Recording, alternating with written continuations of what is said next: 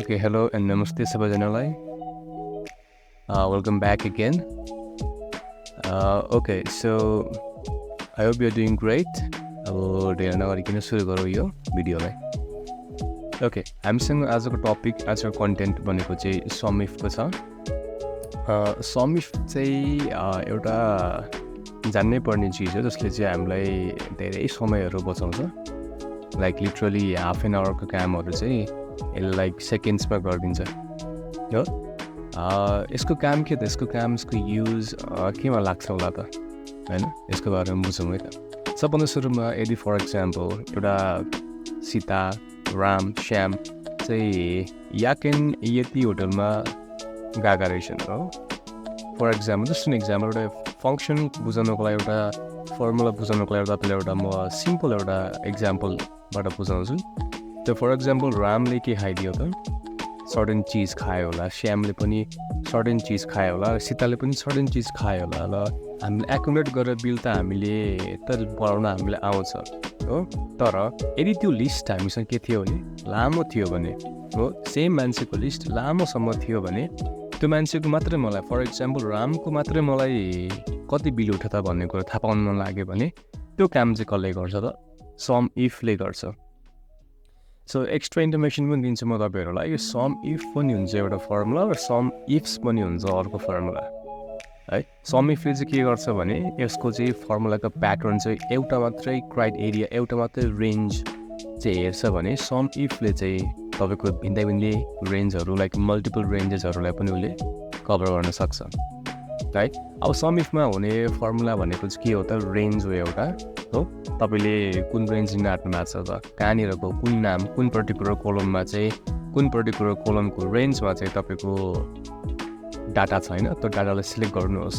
र त्यस पछाडि छ क्राइटेरिया, त्यो डाटाबाट के चाहिँ कुन नाम तपाईँलाई चाहिएको छ हो त्यो लेख्नुहोस्. र अनि कुन डाटामा चाहिँ तपाईँको के छ त, सम अथवा तपाईँको न्युमेरिक भ्यालु छ हो. त्यो भ्यालुलाई चाहिँ तपाईँले गरिसके पछाडि चाहिँ तपाईँको अटोमेटिक सम भएर आउँछ. त्यो डाटाहरू मात्र के हुन्छ त, सम हुन्छ.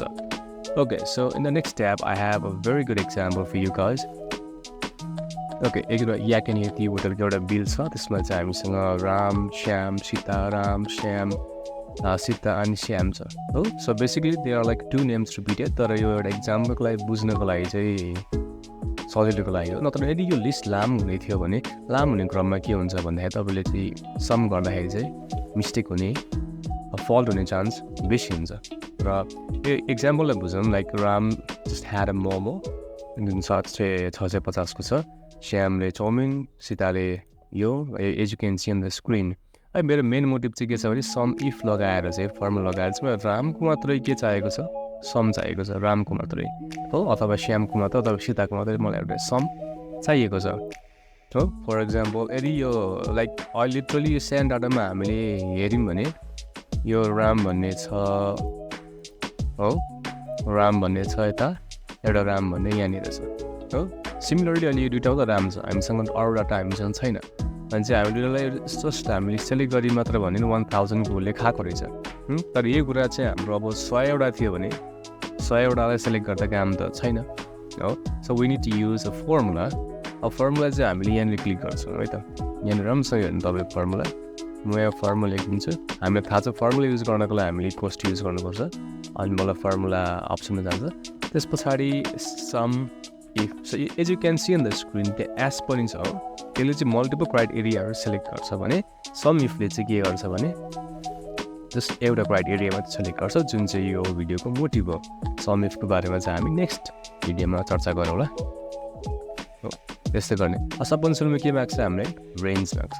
तपाईँको डाटा कहाँनिर छ हो. मेरो डाटा भनेको त यो हो नेम. म डाटालाई के गर्छु त सेलेक्ट गर्छु र यहाँबाट मलाई एउटा क्राइटेरिया चाहिन्छ. यो डाटाबाट चाहिँ के गर भने जसको नाम राम छ, जुन कोठा हो, जस्तै फर इक्जाम्पल सेल भनेको कोठा, जुन कोठामा चाहिँ तपाईँको राम छ. फर इक्जाम्पल राम टाइप गर्नको लागि चाहिँ हामीले स्ट्रिङ भेरिएबल युज गर्नुपर्छ र स्ट्रिङलाई गर्नको लागि चाहिँ डबल कोट्स युज गर्नुपर्ने हुन्छ. डबल कोट्स युज गर्ने र यहाँनिर मलाई स्मल केस या क्यापिटल केसको मतलब हुँदैन यसमा है. सेभ राम अनि क्यापिटल केस सरी कोट्सलाई बन्द गरिदिउँ। त्यसपछि सम रेन्ज माग्छ उसले। सम रेन्ज भनेको चाहिँ यो यसको सम चाहिँ कहाँनिर छ त, यहाँनिर छ होइन। यो सम रेन्ज छ भने चाहिँ यो कोलमबाट यो ब्लू भन्ने कोलमबाट चाहिँ रामको चाहिँ मलाई बिल चाहियो, एड गरेर मलाई बिल चाहियो हो। भनेपछि के गर्नुपर्छ हामीले अब यसलाई ब्र्याकेट क्लोज गरिदिने, इन्टर राखिदिने। So as you can see on the screen यसले चाहिँ के गरेको छ 1000 देखाइदिएको छ। यसमा चाहिँ के छ हाम्रो रामले खाएको भनेको चाहिँ 1000।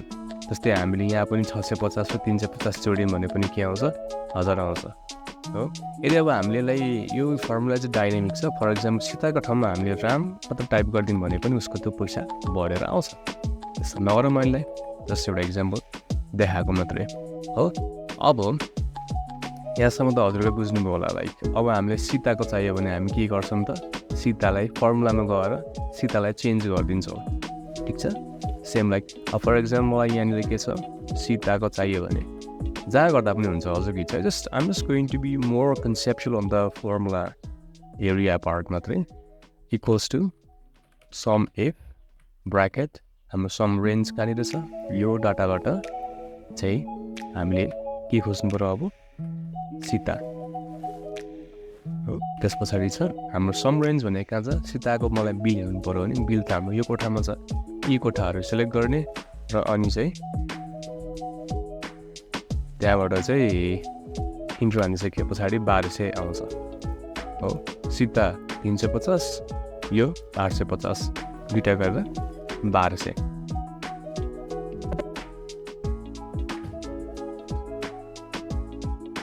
ओके सो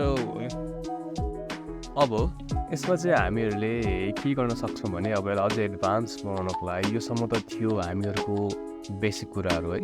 अब यहाँबाट बुझ्ने भनेको चाहिँ हजुरले कन्सेप्ट मात्रै हो, कुनै डिजाइन कपी गर्ने होइन, जस्ट बुझ्ने कन्सेप्टलाई बुझेर आफ्नो ढङ्गमा कसरी चाहिँ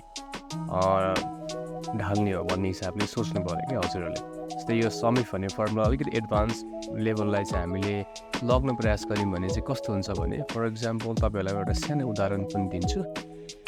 यहाँनिर हामीले सेल टाइप चाहिँ गुड एन्ड सेल टाइप चाहिँ न्युट्रल। यदि मैले यहाँनिर अब राम टाइप गर्दाखेरि यसको भ्यालु चाहिँ यहाँ आइदियो भने कति राम्रो हुन्छ होला कि होइन। सो यो चाहिँ एक्सेप्ट सबभन्दा बेस्ट पार्ट चाहिँ हो क्या फर्मुलालाई म्यानिपुलेट गर्न मिल्छ। जसको भेरिएबल प्लेसलाई चाहिँ हामीले रिप्लेस गर्न मिल्छ, भेरिएबल रिप्लेसमेन्ट भन्छ यसलाई पनि। ओके सो यदि यसलाई हामीले फर्मुलामा हाल्यौँ भने सम एफ ब्राकेट्स अनि सेम कुरा गरिदिने सम रेन्ज, हाम्रो रेन्ज यहाँनिर छ। अहिले तत्कालको लागि डाटा हामीसँग लिमिटेड छ, तर यदि डाटा चाहिँ हामीसँग लाइक अनलिमिटेड छ भने हामीले अनलिमिटेड डाटा सेट चाहिएको छ भने हामीले सिधै यसलाई बीलाई क्लिक गर्दै पनि सरी अहिले त बी आउने किनभने यो मर्जमा छ, त्यही भएर हाम्रो यो सब सेलै एउटा सेल जान्छ उसले, त्यही भएर अहिले मिल्दैन। त्यही भएर तपाईँहरूले सिधै यसलाई डाटा सेट यस्तो गर्नुहोस्। यो डाटामा चाहिँ हाम्रो अब के छ त नाम चाहिएको छ हो, क्राइटेरिया। अब यो क्राइटेरियाको ठाउँमा हामीले नामको सट्टामा एउटा कोठाको नाम दिन मिल्छ कि हो। कोठाको नाम के छ हाम्रो F4 के छ हाम्रो कोठा छ। त्यो कोठामा जे भ्यालु आउँछ त्यो भ्यालु चाहिँ मलाई को सम गरेर उसले मलाई एड दिन्छ। यो भ्यालुमा क्लिक गऱ्यो भने के हुन्छ त यो क्राइटेरिया सेभ हो। यो कोठालाई सेलेक्ट गरिदियो, यो कोठामा अब जुन भ्यालु पनि आउँछ हो, जुन भ्यालु आउँछ त्यसको सम गरेर चाहिँ उसले यतापट्टि यो कोठामा देखाइदिन्छ। प्रकमा दिउँ त्यसपछि हाम्रो यो एमाउन्ट छ, यसलाई पनि सेलेक्ट गरिदिउँ। ओके अहिले तत्कालै राम छ 1000। लेट्स सी द म्याजिक है त। अब हामी सीता टाइप गऱ्यौँ भने सीताको 1200 हो। त्यस्तै गरी हामी श्याम टाइप गऱ्यौँ, श्याम पनि 1250। Okay so I hope that you have understood यो सम इफ वाला फर्मुला। सम इफले चाहिँ के गर्छ त हाम्रो अब जस्ट एउटा डाटा सेट लिन्छ, त्यो डाटा सेटबाट चाहिँ तपाईँहरूलाई कुन नाम कुन क्राइटेरिया लिने त त्यो क्राइटेरियाको मात्रै डाटाहरू तपाईँलाई सम गरेर दिन्छ। अब यो युज केसेसको धेरै नै छ। यसको युज केसेस भन्नुहुन्छ भने like even in the main power field होइन, मेन पावर फिल्डमा पनि तपाईँहरूको लाइक सबै मान्छेको जस्तै रिपिट हुन्छ नामहरू, त्यो रिपिट भएका नामहरूको त्यो व्यक्तिको नामको एमाउन्ट मात्रै मलाई चाहिएको छ भने, उसको डेज मात्रै चाहिएको छ भने, उसको एटेन्डेन्समा पनि हुनसक्छ। त्यो मान्छेको एटेन्डेन्स एड गरेर दिन पनि सकिन्छ होइन। यसको युज केस धेरै नै छन्। जस्तै फर एक्जाम्पल कोही स्कुलमा हुनुहुन्छ भने स्टुडेन्टको एटेन्डेन्स छ भने, जस्तै फर एक्जाम्पल राम भन्ने स्टुडेन्ट चाहिँ यो मन्थभरिको डाटामा राम भन्ने विद्यार्थी चाहिँ कति दिन चाहिँ प्रेजेन्ट भयो त होइन। त्यसरी नै हामीले यो युज केसहरू गर्न मिल्छ। अब if you want that one होइन, त्यो पनि तपाईँलाई चाहिन्छ भने you can request that in the comment section and I will be willing to get you reply. Just write in the comment section मलाई यस्तो खालको फर्मेट चाहियो, यसरी कसरी गर्ने, you can ask me and I can make another video for that particular section. Okay, अहिलेको लागि चाहिँ यो भिडियो ठिक छ। So this is the end of the video. I hope you liked it.